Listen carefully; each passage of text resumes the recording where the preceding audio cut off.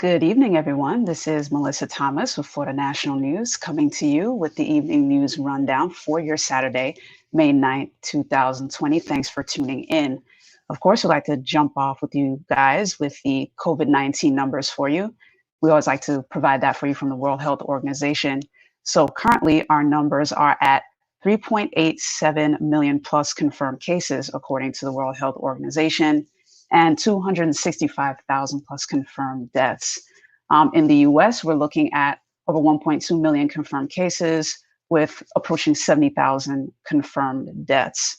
Here in the state of Florida, according to the Florida Department of Health, we're looking at where we just passed the 40,000 confirmed case mark with over 1,700 confirmed deaths here in the state of Florida. Now, jumping over to some world news for you guys. As it concerns COVID-19, the nation of Japan, you've heard us talking about countries experimenting with vaccines. Well, the US's vaccine, Japan is deciding to go ahead and approve.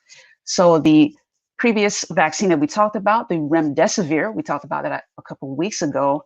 The trials here had shown that the recovery time was significantly reduced to about 5 days. Japan liked what they saw in the reports, and they decided to go ahead and approve the use of this particular vaccine. It is their first one that they are approving to fight COVID-19, the first vaccine or drug of any kind to fight COVID-19. So stay tuned here at FloridaNationalNews.com as we bring you updates with regards to that. They'll be developing their own vaccine through the company Fujifilm Toyama Chemical. So we'll see how things go between the results that the American remdesivir provides versus what their version of the vaccine is going to provide. And jumping over to US news for you guys, here on the national level, speaking of vaccines, another company has been working on a vaccine, Moderna. They have reached phase 2. They've just been approved by the FDA to go into phase 2 of their clinical trials. They began phase 1 in early March, and Dr. Fauci said he saw some impressive results through their clinical trials. So now they've just been approved to go into phase 2. So we'll keep you guys posted on that as well. There are a lot of companies working to create vaccines for COVID-19, and several entities within science and chemical companies have actually chosen to come together to do this research because pretty much everyone wants a vaccine. They want a way to wipe this virus out. So we'll keep you guys posted. Now, jumping over to our wonderful state of Florida. And actually, before I do that, there's one more bit of US news that might actually be of interest to you guys. You've probably heard a little bit about it. But our jobs numbers for April hit a record low. In terms of unemployment, we're looking at the worst on record since the Great Depression. We're looking at 14.7% in unemployment, according to the US Bureau of Labor Statistics. So again, the worst since the Great Depression. An entire decade of economic growth was wiped out in 1 month. That's pretty significant. COVID-19 did quite a number on the global economy, but certainly did a number on the US economy. Currently, there are 23.1 million Americans unemployed. The current labor participation is at only 60.2%. So some rough numbers to think about, but that's where we are at the moment with our employment status here, or unemployment to be specific. But we're going to go over to a quick commercial break right now, and I'll be right back with your Florida news and a little bit of business news. Stay tuned. I'm not picking it up. You pick it up. I'm not picking it up. Well, somebody's got to pick it up. I'll pick it up. They're clean. 'Cause my honey's clean. Oh yeah, I'm Charmin clean. That's how I know they're clean. Charmin Ultra Strong is woven like a washcloth and just cleans better. Yeah, I'm Charmin clean. The kid does have a That's point. My honey's clean. Enjoy the go with Charmin. And for an extra clean finish, try Charmin Flushable Wipes. All right, guys, welcome back. Thanks for continuing to stick with us.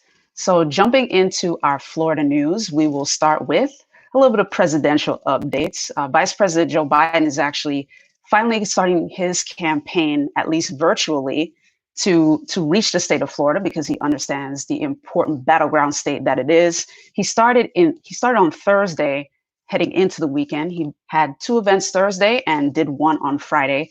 So the 2 Thursday ones was a roundtable in Jacksonville and an online rally in Tampa. Now, of course, with anything having to do with online and streaming, the Tampa Rally was riddled with technical glitches. And, even he, when he came online, had to ask, like, am I on? If you've been streaming like most of the rest of us, you've experienced that sort of thing as well. So, he apologized to the Tampa attendees, the viewers, saying he wishes he were there in person, and then it would have run more smoothly. The Friday event was particularly significant for him because he did it in partnership with Now This, which is a video-heavy media organization, and they reach a lot of America's young demographic, which former Vice President Joe Biden has had a bit of a challenge reaching. They reach over 60% of America's 20-something population. And a lot of their platforms on Facebook, Twitter, Snapchat, and TikTok. So it was important for him to try to reach the younger viewers with his event on Friday. He'll likely continue to do more events like that. And stay tuned right here at FloridaNationalNews.com as we continue to bring you the political coverage. Now, the next big thing coming out of Florida, which you've likely heard today, is that Governor Ron DeSantis has approved Palm Beach County's reopening. So congratulations to Palm Beach County. They will be reopening as of Monday, May 11th. A lot of big things happening Monday, May 11th in the state of Florida. So these guys are set to reopen. And this was a result of the county mayor sending the governor a letter to request that reopening. And the governor considered it. He saw the numbers in terms of reduced cases and decided to go ahead and let the county open. Now, other counties in Southeast Florida that have been a big concern include Miami-Dade County. So far, they want to reopen as of May 18th. Now, speaking of May 18th, Palm Beach County's beaches will reopen May 18th, and then all the business establishments, they open, of course, on Monday. So congrats to Palm Beach County with that. Jumping over to a bit of business update. This is a bit of good news here where business is concerned, but McDonald's actually offered their employees COVID-19 bonuses. Yes, you heard that right. They're offering COVID-19 bonuses. Now, this particular story is as it relates to the corporate offices, those who are the corporate employees, those who have the corporate restaurants. And the corporate is actually catching up with the franchises because the franchises prior to this had their own enhanced payment program for their employees who are continuing to serve through the COVID-19 pandemic, since technically as a food establishment, some of them were considered essential. Now, here's some of the other benefits that McDonald's is offering, that has been offering their employees: paid sick leave. They've provided a nursing and emotional hotline for employees and their families. They've offered other bonuses for those who are managers, double first quarter bonuses for eligible qualifying managers. So congrats to these guys for being considerate of their workers, especially given the risk that they take during COVID-19, during the social distancing, during the lockdowns. So good on Mickey D's for that. Now, jumping over to a little bit of sports news. The big headline you've likely heard today is that if you're an NCAA fan, you will probably not be enjoying your sports for a minute, because the NCAA president, Mark Emmert, said that he's not comfortable, doing any NCAA sports unless the students are on campus. He says he is not willing to risk the health of the athletes, especially when regular students aren't even being allowed on the campuses. In short, he said, if the school doesn't reopen, there will not be sports. Plain and simple, black and white. So we will continue to keep you posted. Our lovely Casey Hudson will likely go into that as well when she comes back on Monday with her FNN Sports Take. But for right now, in terms of NCAA sports, you're going to have to wait a minute. All right, guys. So right before I jump into the entertainment news, I'm going to give you one more quick commercial break. Stay tuned. At Duke Energy, we deliver electricity and so much more, like free home energy assessments, rebates for energy-saving improvements, payment options to help you better manage your budget, and even bill credits for helping the community use less energy. So no matter what you're doing, we can help you make better energy choices every day.